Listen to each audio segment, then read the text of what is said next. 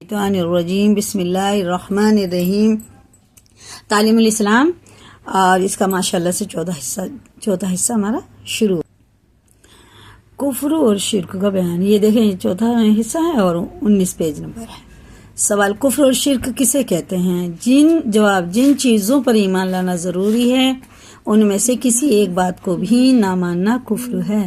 مثلا کوئی شخص خدا تعالیٰ کو نہ مانے، یا خدا تعالیٰ کی صفات کا انکار کرے، یا 2-3 خدا مانے، یا فرشتوں کا انکار کرے، یا خدا تعالیٰ کی کتابوں میں سے کسی کتاب کا انکار کرے، یا کسی پیغمبر کو نہ مانے، یا تقدیر سے منکر ہو، یا قیامت کے دن کو نہ مانے، یا خدا تعالیٰ کے قطعی احکام میں سے کسی حکم کا انکار کرے، یا رسول اللہ صلی اللہ علیہ وسلم کی دی ہوئی کسی خبر کو جھوٹا سمجھے، تو ان تمام صورتوں میں کافر ہو جائے گا۔ اور شرک اسے کہتے ہیں کہ خدا تعالیٰ کی ذات یا صفات میں کسی دوسرے کو شریک کرے۔ سوال، خدا تعالیٰ کی ذات میں شرک کرنے کے کیا معنی ہیں؟ جواب، ذات میں شرک کرنے کے معنی یہ ہیں کہ 2-3 خدا ماننے لگے، جیسے عیسائی کو 3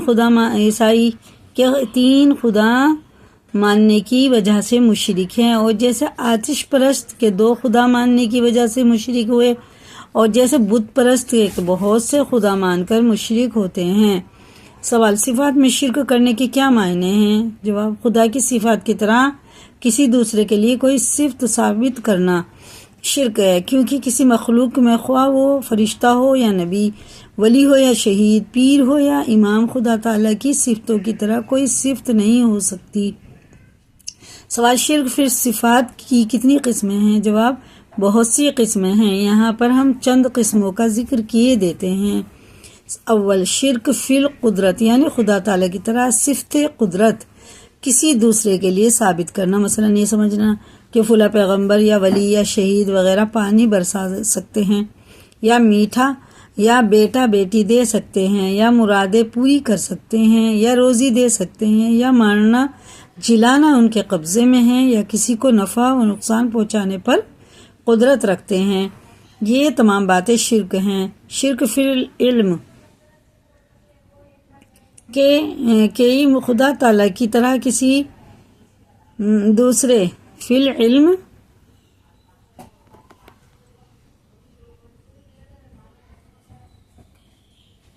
غنی ہے، یہ دیکھو پتہ بھی نہیں چلا، کاف لگ رہا ہے، غنی خدا تعالیٰ کی طرح کسی دوسرے کے لیے صفت علم ثابت کرنا۔ مثلا یوں سمجھنا کہ خدا تعالیٰ کی طرح فلاں پیغمبر یا ولی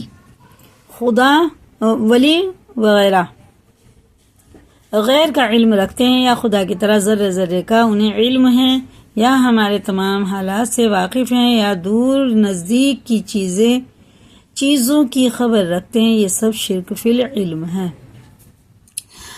اور تیسرے، شرک فی السمع و بصر، یعنی خدا تعالیٰ کی صفت سمیع یا بصر میں کسی جیسے بصیر ہوتے نا، بصر کسی دوسرے کو شریک کرنا۔ مثلا یہ اعتقاد رکھنا کہ فلاں پیغمبر یا ولی ہماری تمام باتوں کو دور و نزدیک سے سن لیتے ہیں، یا ہمیں اور ہمارے کاموں کو ہر جگہ سے دیکھ لیتے ہیں، سب شرک ہے۔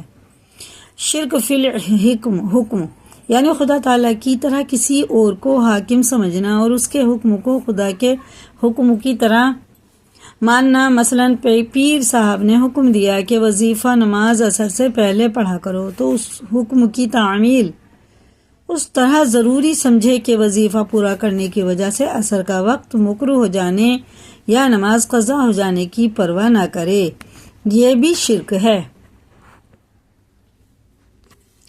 5، شرک فی العبادت، یعنی خدا تعالیٰ کی طرح کسی دوسرے کو عبادت کا مستحق سمجھنا۔ مثلا کسی قبر یا پیر کو سجدہ کرنا، یا کسی کے لیے رکوع کرنا، یا کسی پیر پیغمبر ولی امام کے نام کا روزہ رکھنا، یا کسی کی نظر اور منت مانی یا کسی قبر یا مرشد کے گھر کا خانہ کعبہ کی طرح طواف کرنا، یہ سب شرک فی العبادت ہے۔ سوال، ان باتوں کے علاوہ اور بھی افعال شرکیہ ہیں یا نہیں؟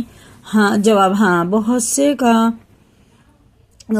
کام ایسے ہیں کہ ان میں شرک کی ملاوٹ ہے۔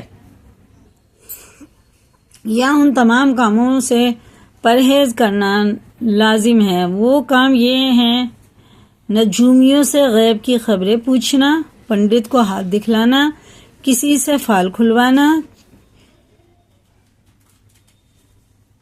چیچک یا کسی اور بیماری کی چھوت کرنا کہ یہ بیماری ہمیں لگ جائے گی، اور یہ سمجھنا کہ ایک کی بیماری دوسرے کو لگ جاتی ہے، تعزیہ بنانا، علم اٹھانا، علم ہوتا ہے نا وہ محرم میں، قبروں پر چڑھاوا چڑھانا، نظر نیاز گزرانا، خدا تعالیٰ کے سوا کسی کے نام کی قسم کھانا، تصویریں بنانا یا تصویروں کی تعظیم کرنا، کسی پیر ولی کو حاجت